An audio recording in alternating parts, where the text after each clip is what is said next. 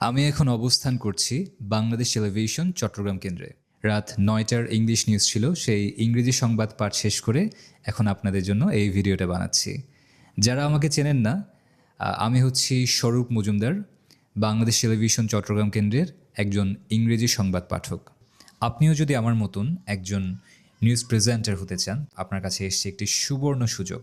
প্রায় ৬ বছর পর বিটিভি চট্টগ্রামে নতুন করে বাংলা এবং ইংরেজি সংবাদ পাঠক পাঠিকা তালিকাভুক্ত করা হচ্ছে।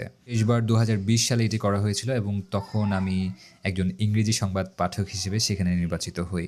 আর প্রায় ৫ বছরেরও অধিক সময় ধরে আমি বিটিভি চট্টগ্রামে ইংলিশ নিউজ প্রেজেন্ট করে আসছি। তাই আমি চেষ্টা করব আমার অভিজ্ঞতার আলোকে এই অডিশন প্রক্রিয়া সম্পর্কে আপনাদেরকে একটু ধারণা দেওয়ার। অডিশন কেমন হয়, আপনার কী ধরনের প্রস্তুতি থাকা প্রয়োজন, এই সব কিছু নিয়ে আমি বিস্তারিত কিছু ভিডিও বানাবো খুব শীঘ্রই। আর এখন আপনি দেরি না করে দ্রুত আবেদন করে ফেলুন। আবেদনের শেষ সময় হচ্ছে ৩১শে মার্চ ২০২৬। আবেদনের বিস্তারিত তথ্য আমি কমেন্টে দিয়ে দিচ্ছি।